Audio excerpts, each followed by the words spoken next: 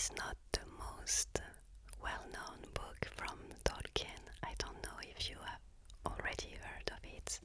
I had never, I just discovered it. This book is inspired by a Finnish legend called The Stories of the Kalevala, which was a poem from Finland. And it is also the first time that Tolkien started to write prose, as he had been a poet until then. It is also the origin of his upcoming book, the Silmarillion, as Kullervo seems to be the ancestor of Thorin Thorambar, the tragic hero from the Silmarillion. And this book was written before the Silmarillion and the Hobbit and Lord of the Rings, of course. So the book comes in a box, very nice looking box.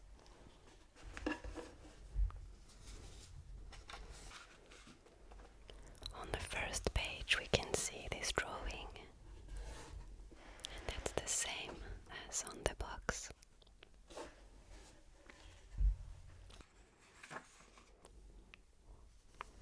The Story of Kullervo by JRR Tolkien, edited by Verlin Pfleger.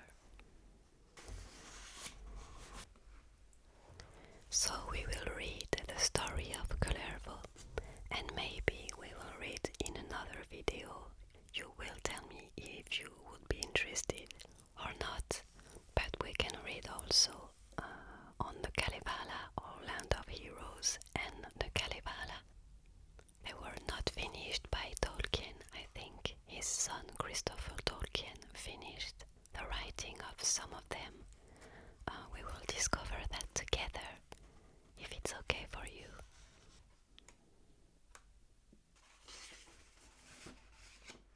This is the manuscript title page written in Christopher Tolkien's hand.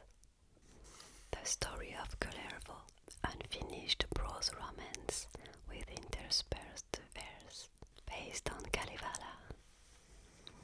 And in advance, I have to warn you, I am French, so my English is not perfect and I might make some pronunciation mistake or something, I don't know, I'm sorry.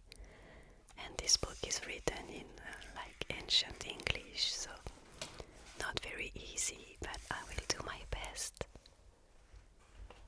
I hope that's okay for you. And this is the first folio of the manuscript. So let's start with the reading. The Story of Hondo, Taltewenlen, the Story of Kullervo, Kalervon Poika. In the days of magic long ago, when magic was yet new, a swan nurtured her brood of cygnets by the banks of a smooth river in the reedy marshland of Sudsey. One day as she was sailing among the sedge-fenced pools with her trail of younglings following, an eagle swooped from heaven and flying high bore off one of her children to Tilia. On the second day, a mighty hawk robbed her of yet another and bore it to Kemenumi. Now that nursling that was brought to Kemenumi waxed and became a traitor and cometh not into this sad tale.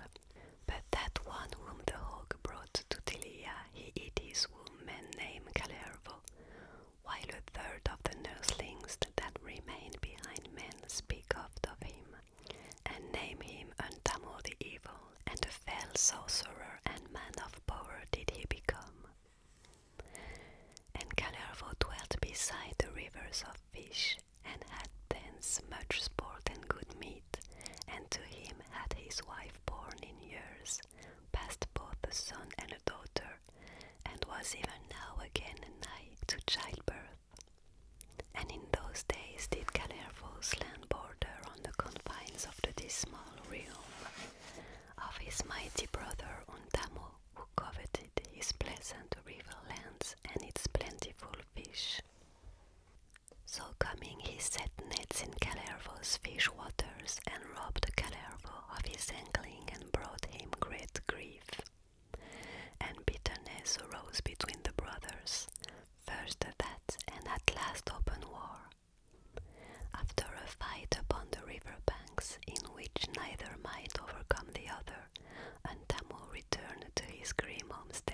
sat in evil brooding, weaving in his fingers a design of wrath and vengeance. He caused his mighty cattle to break into Kullervo's pastures and drive his sheep away and devour their fodder. Then Kullervo led forth his black hound Musty to devour them, and Tamo then in ire mustered his men and gave them weapons, armed his henchmen and slave lads with axe and sword, and marched to battle, even to ill strife against his very brother.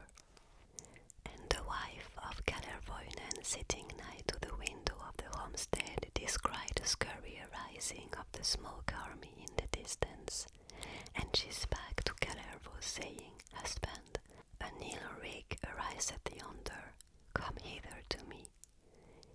Is it smoke I see, or but a thick, gloomy cloud that patheth swift, but now hovers on the borders of the cornfields, just yonder by the new-made pathway? Then said Kullervo in heavy mood, Yonder, wife, is no rig of autumn smoke, nor any passing gloom, but I fear me a cloud that goeth nowise swiftly, nor before it has harmed my house, and fog in evil storm. Then there came into the view of both on Tamo's assemblage, and ahead could they see the numbers and their strength, and their gay scarlet raiment. Still shimmered there at their belts were their swords hanging, and in their hands their stout axes gleaming, and neath their caps their ill faces lowering. Forever did Antamoinen gather to him cruel and worthless calls. And Kullervo's men were out and about the farmlands, so seizing axe and shield he rushed alone in his foes, and was soon slain even in his own yard nigh to the co-buyer in the autumn sun of his own fair harvest tide by the weight of the numbers of foemen. Evilly Antamoinen wrought with his brother's body before his wife's eyes, and fully entreated his folks and lands. His wild men slew whole womb, they found both man and beast, sparing only Kullervo's wife and her 2 children, and sparing them thus only to bondage in his gloomy halls of Antola. Bitterness entered the heart of that mother, for Kullervo had she dearly loved, and dear been to him, and she dwelt in the halls of Antamo, caring not for anything in the sunlit world, and in due time bore amidst her sorrow Kullervo's babes, a man-child and a maid-child at one birth. Of great strength was the one, and of great fairness the other even at birth, and dear to one another from their first hours. But their mother's heart was dead within, nor did she reck aught of the goodliness, nor did it gladden her grief, or do better than recall the old days in their homestead of the smooth river, and the fish waters among the reeds, and the thought of the dead Kullervo their father. And she named the boy Kullervo, or Wrath, and his daughter Waniona, or Weeping. And Antamo spared the children, for he thought they would wax to lusty servants, and he could have them do his bidding and tend his body, nor pay them the wages he paid the other uncouth carls. But for lack of their mother's care, the children were reared in crooked fashion, for ill cradle rocking meted to infants by fosterers in thraldom, and bitterness do they suck from breasts of those that bore them not. The strength of Kullervo often turned to untamable will that would forego note of his desire, and was resentful of all injury. And a wild alone-faring maiden did Waniona grow, straying in the grim wood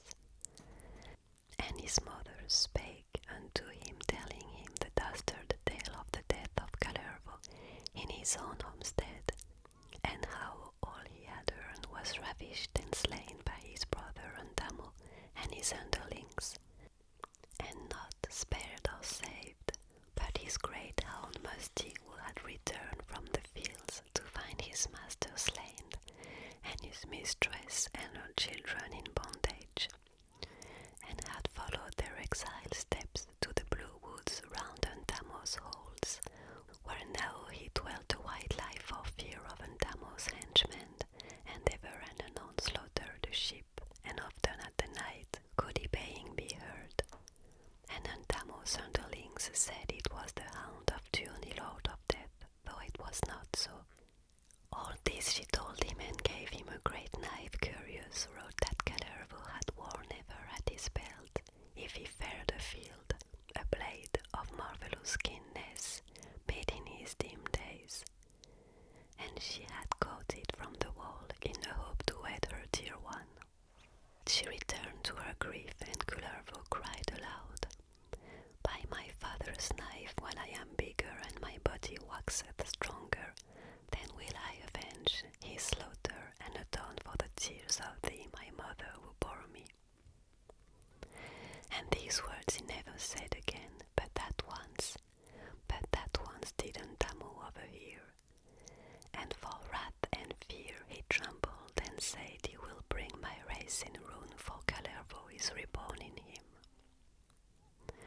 And therewith he devised all manner of evil for the boy, for so already did the babe appear, so sudden and so marvellous was his growth in form and strength, and only his twin sister, the fair maid Waniona, for so already did they appear, so great and wondrous was her growth in form and beauty, had compassion on him, and was his companion in their wandering the blue woods, for their elder brother and sister, of which the tale told before, though they had been born in freedom, and looked in their father's face,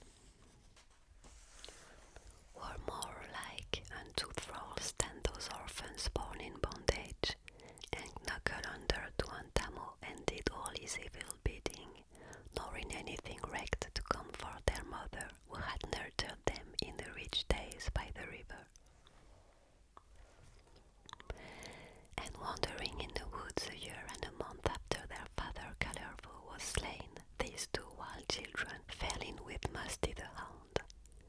Of Musty did Kullervo learn many things concerning his father, and Anneaux, and of things darker and dimmer, and farther back even perhaps before their magic days, and even before men as yet had netted fish into any the marshland.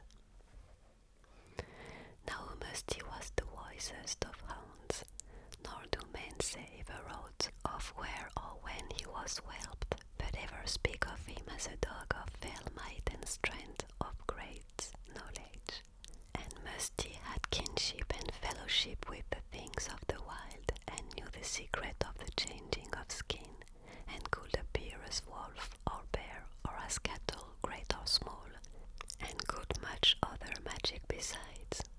And on the night of which it is told, the hound warned them of the evil of Anneau's mind, and that he desired nothing so much as Kullervo's death, and to Kullervo he gave 3 hairs from his coat, and said, "Kullervo, Kullervon Boyka, if ever you are in danger from Anneau, take one of these and cry, Musty, oh, Musty, may thy magic aid me now, then wilt thou find a marvellous aid in thy distress."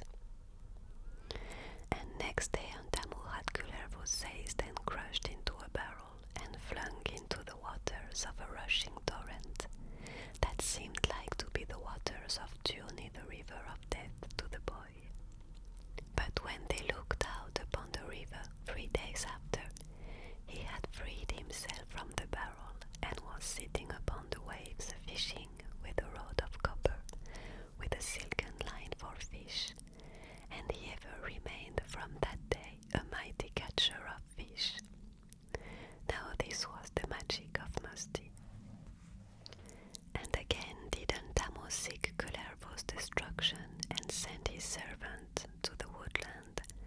they gathered mighty birch trees and pine trees, from which the pitch was oozing, pine trees with their 1,000 needles. And sledgefuls of bark did they draw together, and great ash trees 100 fathoms in length, for lofty in sooth were the woods of gloomy Antola. And all these they heaped for the burning of Kullervo. They kindled the flame beneath the wood, and a great bonfire crackled, and the smell of logs in acrid smoke shocked them wondrously, and then the wall blazed up in red heat, and there it there thrust Kullervo in the midst, and the fire burned for 2 days, and a 3rd day, and then sat there the boy knee-deep in ashes, and up to his elbows in embers, and a silver coal rake he held in his hand, and gathered the hottest fragments around him, and himself was unsinged. Anneaux then in blind rage, seeing that all his sorcery availed not, had him hanged shamefully on a tree. And there the child of his brother Kullervo dangled high from a great oak for 2 nights, and a 3rd night, and then Anneaux sent at dawn to see whether Kullervo was dead upon the gallows or no. And his servant returned in fear, and such were his words: Lord, Kullervo has in no wise perished as yet, nor is dead upon the gallows, but in his hand he holdeth a great knife, and has scored wondrous things therewith upon the tree, and all its bark is covered with carvings, wherein chiefly is to be seen a great fish. Now this was Kullervo's sign of old, and wolves and bears and a huge hound, such as might even be one of the great pack of Tuoni. Now this magic that had saved Kullervo's life was the last hair of Musty, and the knife was the great knife Siki, his father's, which his mother had given to him, and thereafter Kullervo treasured the knife Siki beyond all silver and gold. Antemoinen felt afraid, and yielded perforce to the great magic that guarded the boy, and sent him to become a slave, and to labor for him without pay, but scant fostering. Indeed, often would he have starved, but for Wanyona, who, though Auntie treated her scarcely better, spared her brother much from her little. No compassion for these twins did their elder brother and sister show, but sought rather by subservience to Auntie to get easier life for themselves, and a great resentment did Kullervo store up for himself, and daily he grew more morose and violent, and to no one did he speak gently, but to Wanyona, and not seldom was he short with her. So when Kullervo had waxed taller and stronger, Anneaux sent for him and spake thus: In my house I have retained you, and meted wages to you as meadow, thy bearing merited. Food for thy belly, or a buffet for the ear. Now must do labor, and thrall or servant work will I appoint for you. Go now, make me a clearing in the near thicket of the blue forest. Go now. And Cully went, but he was not ill pleased. For though but of 2 years he deemed himself grown to manhood, in that now he had an axe set in hand, and he sang as he fared him to the woodlands. Song of Sakehondo in a woodland. Now a man in sooth I deem me, though mine ages have seen few summers, and this springtime in the woodlands still is new to me and lovely. Nobler am I now than erstwhile, and the strength of 5 within me, and the valor of my father, in the springtime in the woodlands, swells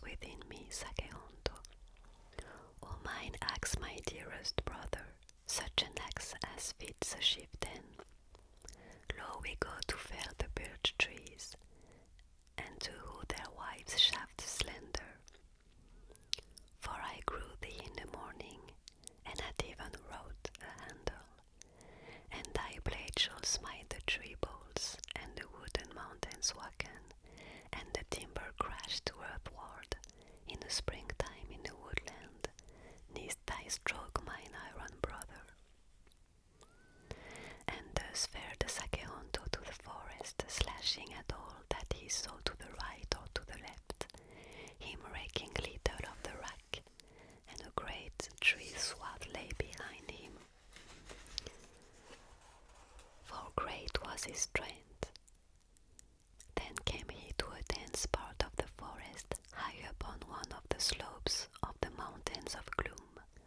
Nor was he afraid, for he had affinity with wild things, and Maurice magic was about him. And there he chose out the mightiest trees and hewed them, felling the stout at one blow and the weaker at a half. And when 7 mighty trees lay before him, on a sudden he cast his axe from him, that he had cleft through a great oak that groaned, but the axe there quivering. But Saki shouted, "Mettant, O Lord of Hell, to such labour, and send Lempo for the timber's fashioning." And he sung, "Let no sapling sprout here ever, nor the blades of grass stand greening, while the mighty earth undereth, or the golden moon is shining, and its ray come filtering dimly through the booth of Saki's forest. Now the seed to earth hath fallen, and the young corn shoot up upward, and its tender leaf unfoldeth, till the stalks do form upon it. May it never come to earing, nor its yellow head droop ripely, in this clearing in the forest, in the woods of Sacerdote." And within a while came forth Alto to gaze about him, to learn how the son of Campo, his slave, had made a clearing in the forest. But he found no clearing, but rather a ruthless hacking here and there, and a spoilage of the best of trees. And thereon he reflected, saying, "For such labour is the knave unsuited, for he has spoiled the best timber, and now I know not whither to send him, or to what I may set him." But the bethought him, and sent the boy to make a fencing betwixt some of his fields and the wild. And to this work then Honto set out, but he gathered the mightiest of the trees he had felled, and hewed there 2 others, fierce and lofty pines from blue Burosa, and used them as fence stakes. And these he bound securely with rovens and wattled, and made the tree wall continuous without break or gap, nor did he set a gate within, nor leave an opening or chink, but said to himself grimly, "He who may not soar swift aloft like a bird, nor burrow like the wild things, may never pass across it, or pierce through Honto's fence work." But this over stout fence displeased Alto, and he chid his slave of war, for the fence stood without gate or gap beneath, without chink or crevice, resting on the wide earth beneath, and towering amongst echoes clouds above. For these 2 men call a lofty pine ridge Sari's hedge. "For such labour," said Alto, "art thou unsuited, nor know I to what I may set thee, but get thee hence, there is rye for threshing ready." So Sari got him to the threshing in wrath, and threshed the rye to powder and chaff, that the winds of when we took it, and blew as a dust in Alto's eyes. Whereat he was wroth, and Sari fled. And his mother was feared for that, and Wanyona wept. But his brother and elder sister chid them, for said that Sari did not but make to angered, and of that anger's ill did they all have a share while Sari skulked the woodlands. Thereat was Sari's heart bitter, and Otto spake of selling as a bond slave unto a distant country, and being rid of the lad. His mother spake then pleading, "O Sarionto, if you fare abroad, if you go as a bond slave into a distant country, if you perish among an mesdames. And Sari in evil mood answered, singing out in light heart and whistling thereto. Let her starve upon a haycock, let her stifle in a cow byre. And thereto his brother and sister joined their voices, saying, Who shall daily aid thy brother? Who shall tend him in the future? To which he got only this answer, Let him perish in the forest, or lie fainting in the meadow. And his sister upbraided him, saying he was hard of heart, and he made answer, For thee, treacherous sister, though thou be a daughter of Cain, I care not. But I shall grieve to part from Wanyona. Then he left them, and although thinking of the lad's size and growing strength, relented and resolved to set him yet to other tasks. And is it told how he went to lay his largest darkness, and as he grasped his oar asked aloud, Now shall I pull amain with all my vigour, or with my common effort? And the steersman said, Now row amain, for thou canst not pull this boat atwain. Then Sari Campas's son rowed with all his might and sundered the wood rowlocks, and shattered the ribs of juniper, and the aspen planking of the boat he splintered. Quoth Ulto when he saw, Nay, thou understandst not rowing, go thresh the fish into the dragnet. Maybe to more purpose while thou thresh the water with threshing pole than with foam. But Sari, as he was raising his pole, asked aloud, Shall I thresh a man with manly vigour, or but leisurely with common effort, threshing with the pole? And the netman said, Nay, thresh a man. Wouldst thou call it labour, or thou threshed not with thy might, but at thine ease only? So Sari threshed with all his might, and churned the water to soup, and threshed the net, to tow and batter the fish to slime.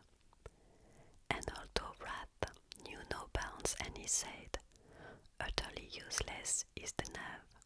Whatsoever work I give him, he spoils from malice. I will sell him as a bond slave in a great land. There the smith Asemo will have him that his strength may weld the hammer. And Sari wept in wrath and in bitterness of heart for his sundering from Wanyona and the black dog Mori. Then his brother said, Not for thee shall I be weeping, if I hear thou hast perished afar off. I will find himself a brother better than thou, and more comely too to see. For Sari was not fair in his face, but swart and ill-favoured, and his stature sorted not with his breadth. And Sari said, Not for thee shall I go weeping, if I hear that thou hast perished, I will make such a brother. With great ease, on him a head of stone and a mouth of sallow, and his eyes shall be cranberries, and his hair of withered stubble, and legs of willow twigs. I'll make him, and his flesh of rotten trees I'll fashion, and even so he will be more a brother and better than you are.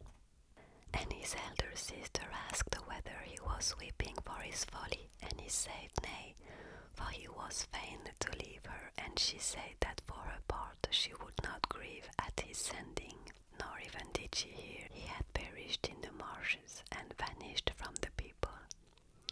For so she would find herself a brother, and one more skilful and more fair to boot. And Sari said, Nor for you shall I go weeping if I hear that thou hast perished. I can make me such a sister out of clay and reeds with a head of stone and eyes of cranberries and ears of water lily and a body of maple, and a better sister than thou art. Then his mother spake to him soothingly, O my sweet one, O my dearest, I the fair one who has borne thee, I the golden one who nursed thee, I shall weep for the distraction. if I hear that you had perished, and has vanished from the people. Scarce you knowest a mother's feeling, or a mother's heart it seemeth. And if tears be still left in me for my grieving for thy father, I shall weep for this our parting, I shall weep for thy destruction, and my tears shall fall in summer, and still hotly fall in winter, till they melt the snows around me, and the ground is bared and thawing, and the earth again grows verdant, and my tears run through the greenness. O my fair one, O my nursling, Kullervoinen, Sarionto, son of Kampa. But Sari's heart was black with bitterness, and he said, Thou wilt weep not, and if thou dost, then weep. Weep till the house is flooded, weep until the paths are swimming, and the byre a marsh, for I reck not, and shall be far hence. And Sari, son of Kampa, did all to take abroad with him, and through the land of Telea, where dwelt Asemo the smith. Nor did Sari see aught of Honora at his parting, and that hurt him, but Mori followed him afar off, and his baying in the night time brought some cheer to Sari, and he had still his knife sick. And the smith, for he deemed Sari a worthless knife and uncouth, gave also but 2 outworn kettles, and 5 old rags, and 6 these in payment, and with that also had to return content not. And now did Sari drink not only the bitter draught of thraldom, but eat the poison bread of solitude and loneliness thereto. And he grew more ill-favoured and crooked, broad and ill-knit, and naughty and unrestrained, and unsoftened, and fared often into the wild waste with Mori, and grew to know the fierce wolves, and to converse even with Uru the bear. Nor did such comrades improve his mind and the temper of his heart, but never did he forget in the deep of his mind his vow of long ago, and wrath with Alto.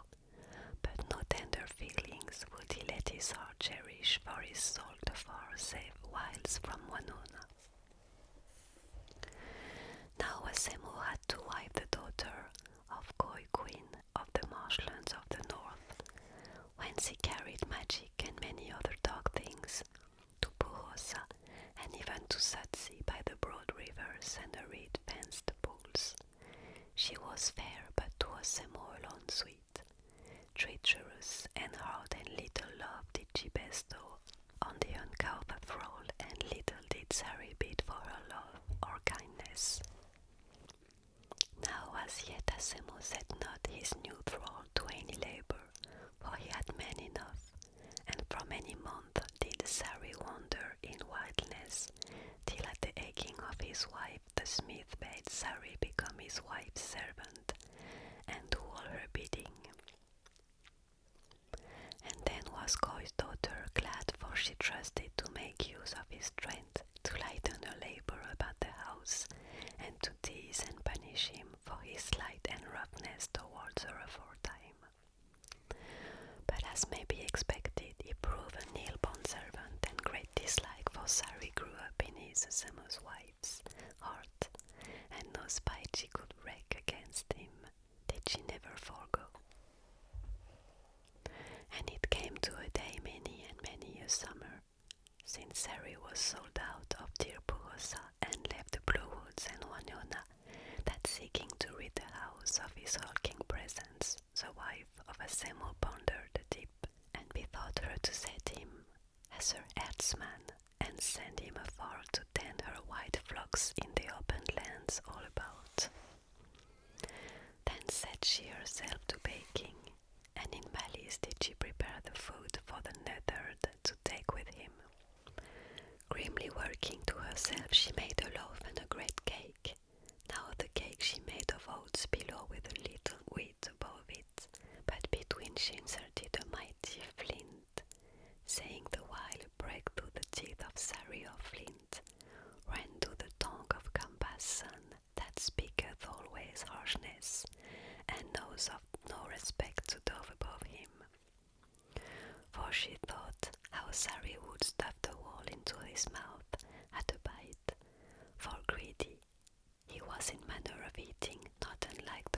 his comrade. Then she spread the cake with butter, and upon the crust laid bacon, and calling Sari bid him go tend the flocks, that day nor return until the evening. And the cake she gave him as his allowance, bidding him eat not until the earth was driven into the wood. Then sent the Sari forth, saying after him, let him herd among the bushes, and the milch kine in the meadow. These with wide horns to the aspens, these with curved horns to the birches, that they thus may fatten on them, and their flesh be sweet and goodly, out upon the open meadows, out among the forest borders, wandering in the birchen woodland and the lofty growing aspens, lowing now in silver copses, roaming in the golden firewoods, as her great herds and her herdsmen got them afar, something belike of foreboding seized her, and she prayed to Ilu, the god of heaven, who is good and dwells in Manatomi. And her prayer was in the fashion of a song, and very long, whereof some was thus. Quoth my kind, O gracious Ilu, from the perils in the pathway, that they come not into danger, nor may fall on evil fortune. If my herdsman is an ill one, make the willow then a nithered. Let the alder watch the cattle, and the mountain ash protect them.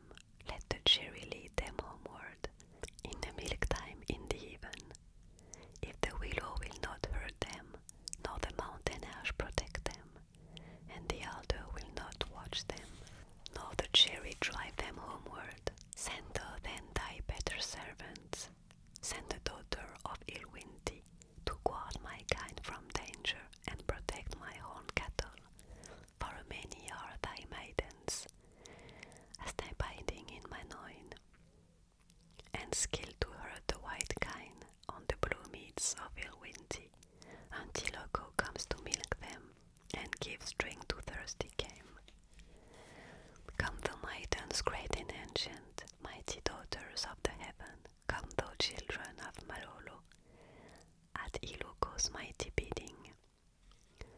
O most wise one, do you guard my flock from evil, where the willows will not ward them out across the quaking marshland, where the surface ever shifteth and the greedy depth are gulping. O thou Sampia most lovely, blow the honey horn most gaily, where the alder will not tend them, to the pasture all my cattle, making flowers upon the hummocks, with the melody of the mead horn. Make you fair this heathland border, and enchant the skirting forest, that my kine have food and fodder, and have golden hay in plenty, and the heads of silver grasses. O Balikis little damsel, and Telenda thy companion, where the rowan will not tend them, dig my cattle wells all silver, down on both sides of their pasture, with your straying feet of magic, cause the grey springs to spouts coolly, and the streams that flow by swiftly, and the speedy running rivers, twixt the shining banks of grassland, to give drink of honey sweetness, that the herd may suck the water, and the juice may trickle richly to their swelling teeming udders, and the milk may flow in runlets, and may foam in streams of whiteness.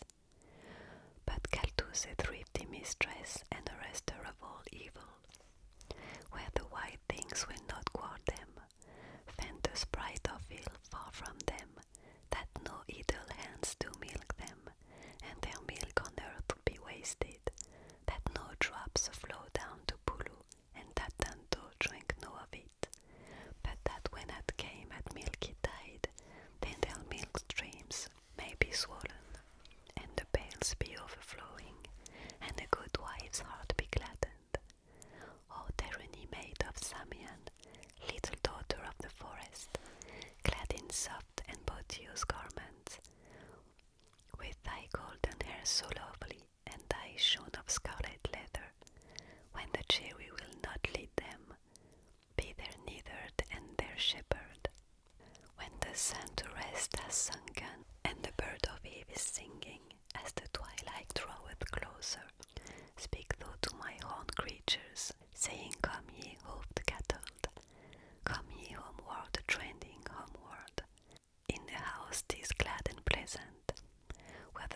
his sweet foresting, on the west 'tis ill no wonder, looming down the empty shorelands of the many lakes of Sudse.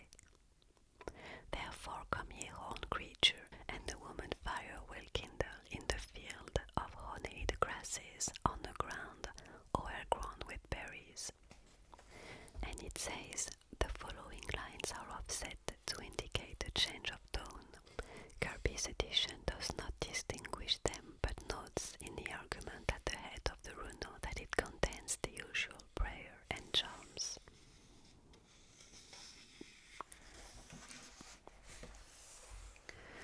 Then Paliki's little damsel and Telenda her companion take a whip of birch to scorch them, and of juniper to drive them from the hold of Samian's cattle, and the gloomy slopes of Alder in the milk tide of the evening.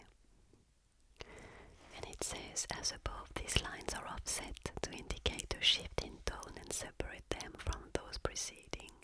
Kirby's argument notes a charm for protection from bears in the pasture, while Magoon supplies the heading admonitory charms against bears.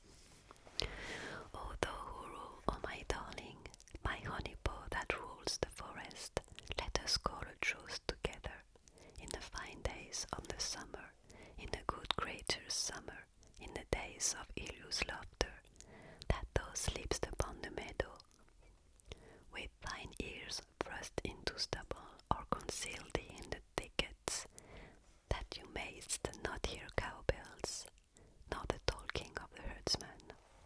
Let the tinkling and the lowing and the ringing in the heathland put no frenzy yet upon thee, nor thy teeth be seized with longing, rather wander in the marshes and the tangle of the forest.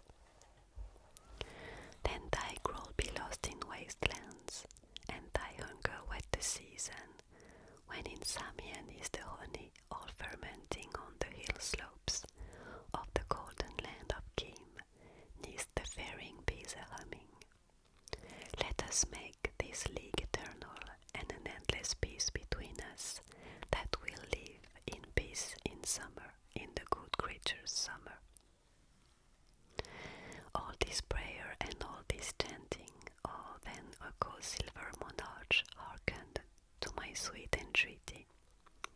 Bind in leash the dogs of Guru, and enchant the forest the wild things, and in ill ways set the sun star, and let all the days be golden. Now Asema's wife was a great chanter of prayers, and also a most grasping woman, and overheedful of her goods, and that is to be understood by the lens of her prayer to Iluko and his maidens, for her kind which were very fair and sleek. But now Sari had gone some way and set his foot into his wallet as he drove the kine over the water meadows and swamps, and out across the heathland to the rich edge of the woodland, and ever as he went he was grieving and murmuring to himself and saying, Woe to me, wretched youth, ill and hard-going black fortune, wheresoever I turn my path knowing awaits me but idleness and endless gazing at the tail of oxen ever tramping through the marches and the dreary level country. Then coming to a slope in the sun, he sat him there and rested, and took out his lunch and marvelled at its weight, and said, Wife of Asemo, thou art not wont to dole me out such a weight of food. Then he fell thinking of his life and the luxury of this spiteful mistress, and to long for wheaten bread in slices thick with butter and cakes of finest bakery, and for a draught other than water for the quenching of his thirst. Dry crust, thought he, only does she give me, for my chewing an oaten cake at best, and with his chaff and straw or the bark of fear not seldom mingled, and cabbage whence her currency done all the fat. And then he bethought him of his wild free early days, and of Wanon, and his folk, and so slept till a bird prating of evening awoke him, him on a hillock, and took from his back his wallet. And he opened it, and turned it about, saying many a cake without his handsome, but within his ill-favoured. And he says this, with above and oaten behind, and being in heavy mood, or no over eager for his food, he took his great knife, wherewith to cut the cake, and it strove through the scanty crust, and ground with such force on the flint, that its edge was turned, and its point snapped. And to this end came Siki, the heirloom of Campa. And Sari fell first into white wrath, and then into tears, for he treasured that heirloom before silver or gold, and said, O my Siki, O my comrade, O thou iron of Kullervo, which that hero wore and wielded. Not I had to love in sorrow, but my knife the picture graver. And against the stone this broken, by the spite of that ill woman, O my Siki, O my Siki, O thou iron of Kullervo. And evil thoughts whispered to him, and the fierceness of the wild came into his heart, and with his fingers he wove a design of wrath and vengeance against the fair wife of Asemo, and taking a switch of birch and of juniper, from a thicket he drove all the kine and cattle into the water marges and trackless morasses. And he called on the wolves and bears each to take a half as their prey, and to save him only a bone from the leg of Urula, the most aged cow of the herd. And from this he made a great pipe, and blew shrilly and strangely upon it. And this was magic of Sari's own, nor do men say whence he learned. And he sang thus the wolves to cattle, and the bears to oxen.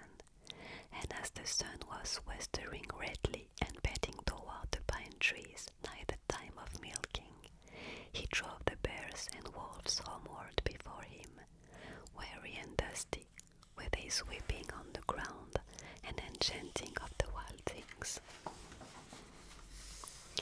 Now when he drew nigh the farmyard, he laid his commands upon the beast, that when the smith's wife came to look about her, and stooped down to milk them, they should seize her and crunch her in their teeth. And so went along the pathway, piping broken, and strange music from the cow-bone pipe. Thrice he blew on the hill slope, and 6 times at the garden wall. And Asemo's wife marvelled whence the neither had gotten his cow-bone for his pipe, but he did not over much the matter, for long had she awaited the cows for milking.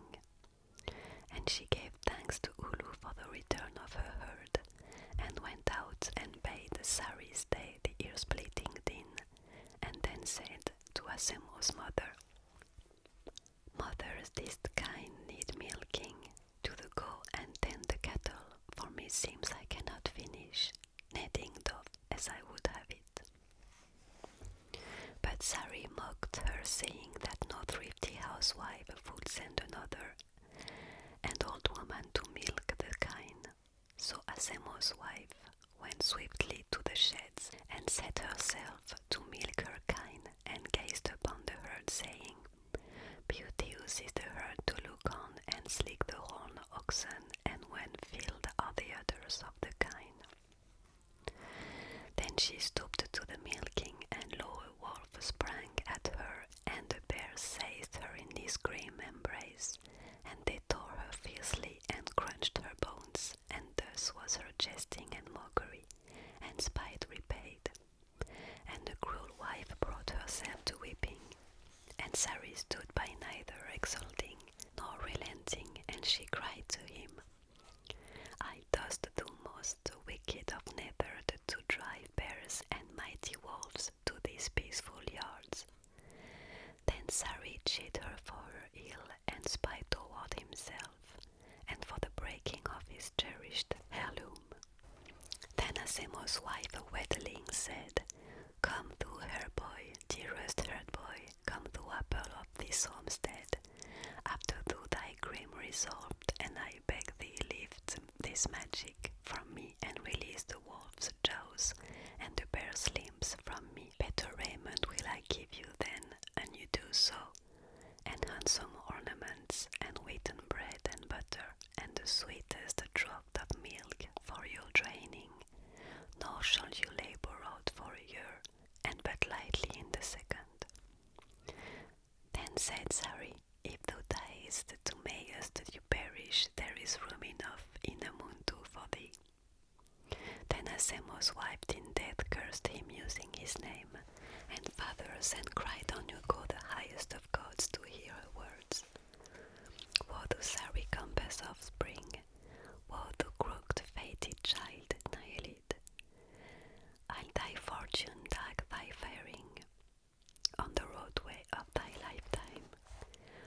Thou hast trod the ways of thraldom and the trackless waste of exile, but thy end shall be more awful and a tale to men forever, of a fate of woe and horror. Worse than anguish in a mundo, men shall hither come from Lok in the mere glens far to northward, and shall hither come from Same in the south ways of the summer, and shall fare to us from Kem, and from the ocean path to westward, but shall shudder when they hear them, thy fate and end of terror, to woe thou who was. And then it is illegible. The verse breaks up here without closing punctuation or any indication that more is intended.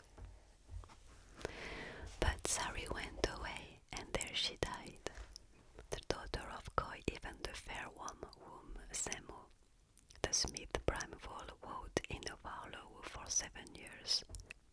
And her cries reached her husband at his forge, and he turned from the smithy and went to listen in the lane, and then with fear at his heart hastened, and looked about the yard, and the distant sound of piping shrill, and strange faring away out over the marshland, under the stars came to his ears, and naught else. But to his eyes came soon that evil sight upon the ground, and his soul was darkened deeper than the night and starless. But Sari was far abroad in the wild with pipe of bone, and no man might follow, for Mori's magic was about him, and his own magic, ever waxing, went with him too. And he wandered onwards aimlessly forward for that night, and a day through thickest woodland, till the next night he found himself in the densest timber grounds of Puhu, and it grew stifling dark, and he flung himself on the ground and reflected bitterly. Wherefore have I been created? Who has made me and has doomed me? Thus needs sun and moon to wander, neath the open sky forever. Other to their homes may journey, that stand twinkling in the even, but my home is in the forest. In the wind holes must I slumber, and it bitter rain must bath me, and the earth is midst the heather, in the white holes of the wind blast, in the rain and in the weather. Never Jumala most holy in these ages of the ages, form a child thus crooked fated, with a friendless doom forever, to go fatherless neath heaven, and uncared by any mother, as thou Jumala hast made me. Like a wailing wandering seagull, like a seamew in the weather, haunting misty rocks and shoreland, while the sun shines on the swallow, and the sparrow has its brightness. And the birds of air are joyous, but that is never, never happy. I sorry, I'm not happy. Oh Ulu, life is joyless. I was small and lost my father. I was young and lost my mother. All my mighty race has perished, all my mighty race. Then into his heart Ilu sent a thought, and he lifted his head and said, I will slay Ulto. And the thought of his father's wrong, and his oath and the tears of his whole lifetime came to him, and he said, "Gladly will I slay Ulto." And as yet was his heart bitter against his own folk too, save Oanora only. And he thought him fiercely of the red light leaping from Untamo's dwellings, and Untamo lying dead on the stained floor of his own grim halls. But Kullervo knew not his ways thence, for on every side the forest encompassed him. Still he fared onward, saying, wait thou, Untaimoinen, destroyer of my race. If I find thee, then quickly will thy dwelling leap up in flames, and the farmlands lie empty and withered. As he fared musing an old time, even the blue-robed lady of the forest met him, asking him, whither, O Kullervo, son of Kullervo, goest thou so hastily? Then Kullervo told her of his desire to quit the forest and wander to the homeland of Untamo, and with fire avenge his father's death and his mother's tears. Then said she, easy it is for thee to journey, though the track be not known for thee through the forest. Thou must follow the river's path, and march for 2 days, and the third day, when turning to the northwest, you will find a wooded mountain. Fare not towards it, lest he'll find thee. March on under the shadow of, and bending to the left, when thou comest to another river, and when thou hast followed its bank, soon thou wilt strike a fair spot, and a great glade, and over a great leap, a tribal waterfall foaming. Then you will know you are halfway, even though you must continue pushing up the river toward its source, and the ground will slope against thee, and the wood darken and lie in again till for a day. You stumble across bleak waste, and then soon will you see the blue of woods of Untamo rising afar off, and mayhap this you hast not yet quite forgotten. Then slipped the woman of the forest away among the tree boles, and Kullervo, following the river, for one not very great was nigh, marched for 2 days, and the third day then turned to northwest, and espied the wooded mountain. And the sun shone upon it, and the trees bloomed, and the bees seemed humming there, and the birds singing. And Kullervo tired of the blue shadows of the wood, and thought, my quest will wait, for never can Untamo in the end escape me. I will go drink the sunlight. And he turned from the forest path into the sun, and was going up the slopes till he came to a wide clearing on a fallen log in a patch of light. Amidst the brambles he saw a maiden with her yellow hair all flowing. And the curse of Louis' daughter was on him, and his eyes saw and saw not, and he forgot the slaying of Untamo, and strode to the maiden who heeded him not. A garland of flowers was she plaiting, and was singing yet wearily and half sorrowfully to herself. O fair one, bride of earth, said Kullervo, come with me, wander in the forest with me, unless indeed you be a daughter of Tapio, and no human maiden. But even so do I desire thee to be my comrade. But the maid was upright and shrunk from him. Death walketh with thee, wanderer, and woe is at thy side. And Kullervo was wroth, but very fair was the maiden, and he said, 'Tis not good for thee to be alone in the forest, nor does it please me. Food will I bring thee, and fare abroad to lay and lie in wait for thee, and gold and raiment, and many things of cost will give thee. Though I be lost in the evil woods, and Tapio has me fast in his hold, said she, yet would I never wish to roam with such as thee, villain. Little dost thou look consort with maidens. But thou wouldst, and thou were honest, aid me to find the homeward road to my folk, which Tapio hides from me. But Kullervo was wroth in that she had revealed his ungainliness and put kind thought from him and cried, Lampos, size thy folk, and swift would I put them to the sword, didst I come upon them. But thou I will have, nor shall you dwell in the Father's house again. Whereat she was adread, and sped like a wild thing of the woods through the tangle from him, and he angry after her, till he laid hands upon her, and bore her in his arms away in the depth of the woods. Yet she was fair, and he loving with her, and the curse of the wife of Silmarilion upon them both, so that not long did she resist him, and they abode together in the wild till on a day even as Jumala brought the morning. The damsel resting in his arms spake unto him, questioning him, and said, Tell me now of all thy kinfolk, of the brave race that thou springst from, ye a mighty race it seems me. Thine is an mighty father. And Kullervo's answer was thus, and it says these lines are offset apparently to indicate a change in speaker. Nay, my race is not a great one, not a great one nor a small one. I am just of middle station. Kullervo's unhappy offspring, uncouth boy, and never foolish, worthless child, and good for nothing. Nay, but tell me of thy people, of the brave race whence thou comest. Maybe a mighty race has borne thee, fairest child of mighty father. And the girl answered quickly, nor let Kullervo see her face.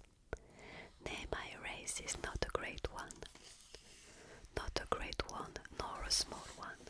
I am just of middle station, wandering maiden, ever foolish, worthless child, and good for nothing.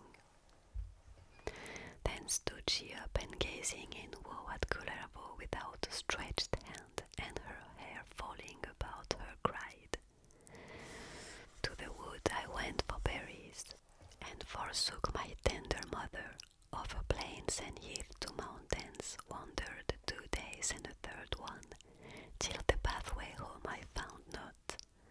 For the path led ever deeper, deeper, deeper into darkness, deeper, deeper into sorrow, into woe and into horror. Either sunlight, or the moonbeam, or through dear unfettered breezes, never, never will I see thee, never feel thee on my forehead, for I go in dark and terror, down to Tuoni, to the river.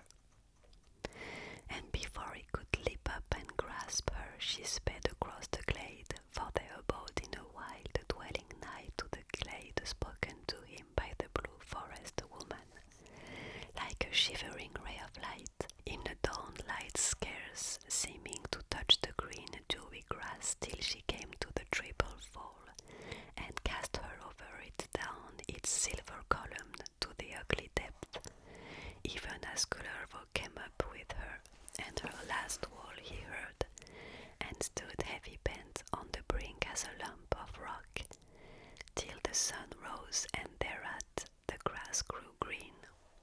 Birds sang, and the flowers opened, and midday passed, and all things seemed happy, and Kullervo cursed them, for he loved her.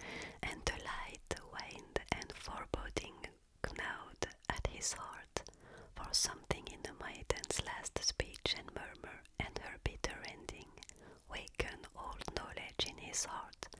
Spellblind as he felt, he would burst for grief and sorrow and heavy fear. Then red anger came to him, and he cursed and seized his sword, and went blindly in the dark, heeding neither falls nor bruises up the river as the dame has directed, panting as the slopes leant against him till at dawn, so terrible this haste.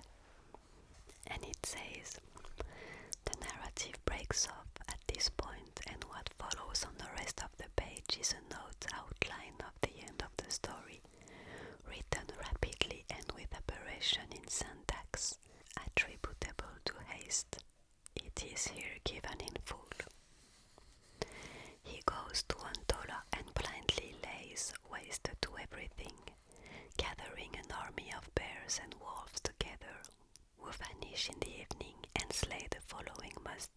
outside his village. When everything is destroyed, he flings himself drenched in blood on the bed of Untamo, himself the only house not burned.